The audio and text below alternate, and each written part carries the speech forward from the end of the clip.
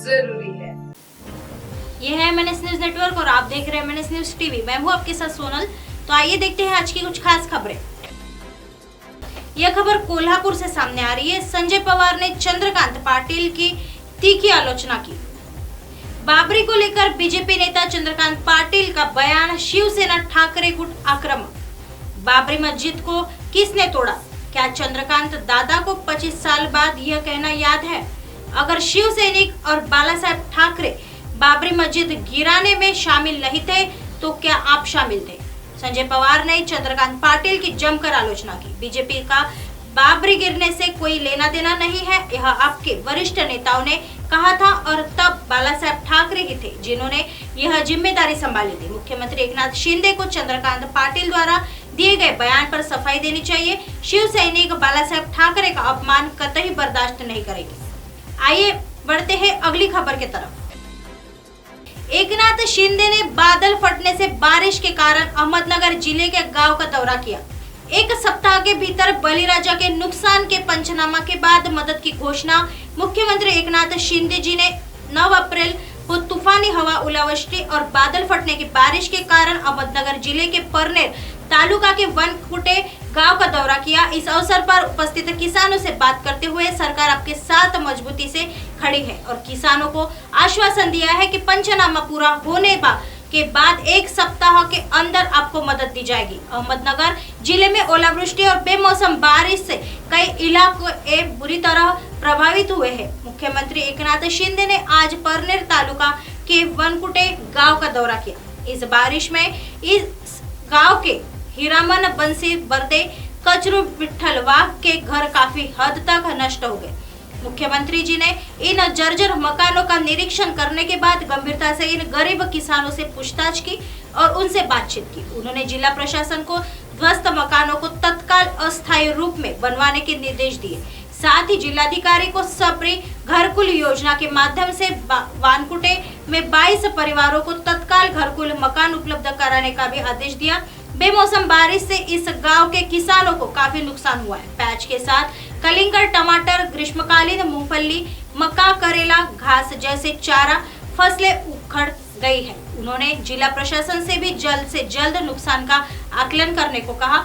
इस समय भ्रमण के बाद किसान भाइयों से संवाद करते हुए क्षति का पंचनामा तत्काल पूर्ण करें। शिंदे ने उन्हें आश्वासन दिया है कि हर्जाना मिलने के 1 सप्ताह के भीतर वह आपको भुगतान कर देंगे। साथ ही प्रभावित किसान परिवार को प्रतिनिधि स्वरूप 10 किलो गेहूं व चावल का वितरण भी किया।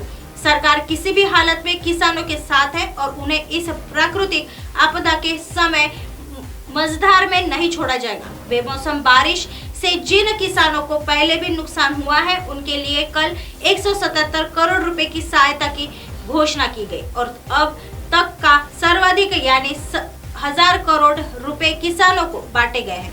इस अवसर पर राजस्व मंत्री राधाकृष्ण विखे पाटिल, सांसद डॉक्टर सुजय विखे पाटिल, सांसद सदाशिवराव लोखंडे, संभागीय आयुक्त राधाकृष्ण गेम, शिवसेना प्रवक्ता संजीव बोर, शिवसेना भाजपा के स्थानीय पदाधिकारी और जिला प्रशासन के सभी प्रमुख अधिकारी उपस्थित थे। आइए बढ़ते हैं अगली खबर की तरफ। असुद्दीन ओवैसी बोले, नासिर और जुनैद के हत्यारों को बीजेपी का समर्थन, गोडसे को बताया भारत का पहला आतंकवादी। रामनवमी की शोभा यात्रा के दौरान कुछ लोग नाथूराम गोडसे की तस्वीर लेकर सड़कों पर आ गए थे। AIMIM प्रमुख ओवैसी ने इसका जिक्र करते हुए कहा कि भारत के पहले आतंकवादी का नाम नाथूराम गोडसे है जिसने गांधी जी को मारा और उसकी फोटो लेकर हैदराबाद में लोग घूम रहे हैं। ये कैसी पुलिस है जो चुप बैठी है? ऑल इंडिया मजलिस ए इत्तेहाद उल मुस्लिमीन प्रमुख असुद्दीन ओवैसी ने शुक्रवार 7 अप्रैल को हैदराबाद में पुलिस और राज्य सरकार पर जमकर बरसे। ओवैसी ने कहा कि जिसने गांधी जी को मारा और उसकी फोटो लेकर हैदराबाद में लोग घूम रहे हैं लेकिन पुलिस कार्रवाई नहीं करती है। अपने संबोधन में ओवैसी ने कहा, भारत के पहले आतंकवादी का नाम नाथूराम गोडसे है जिसने गांधी जी को मारा और उसकी फोटो लेकर हैदराबाद में लोग घूम रहे हैं। ये लोग कौन है और ये कैसी पुलिस है जो चुप बैठी है?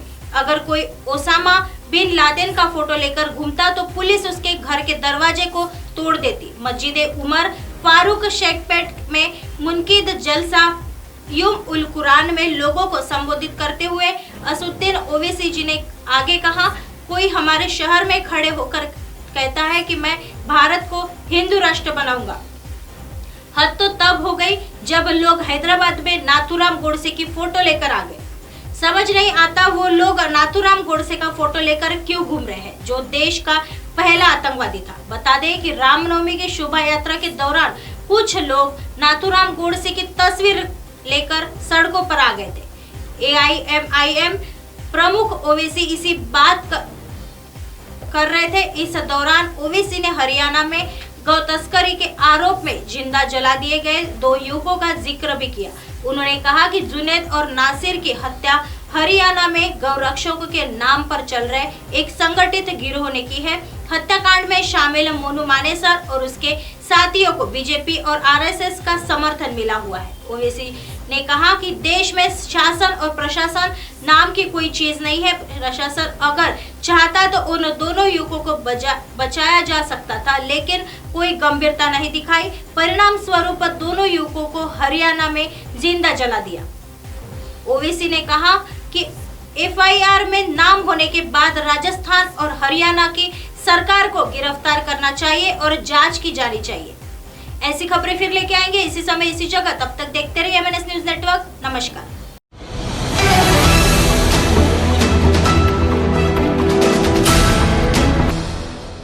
ये है MNS न्यूज नेटवर्क और आप देख रहे हैं MNS न्यूज।